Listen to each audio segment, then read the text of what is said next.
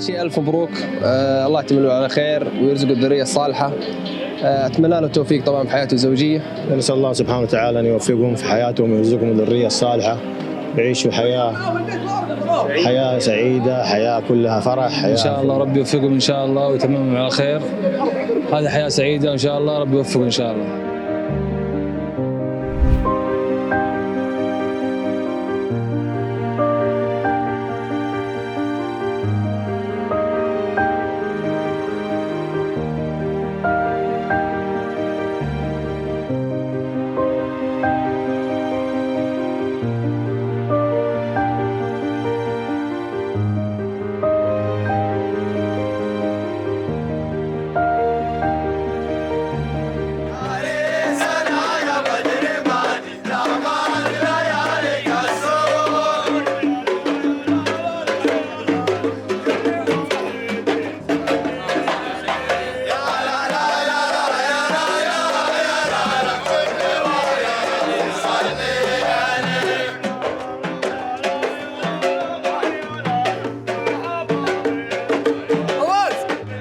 أحب أبارك له في الجواز وحياة زوجية إن شاء الله مقبل عليها، هي حياة سعيدة إن شاء الله عكس ما يتصور.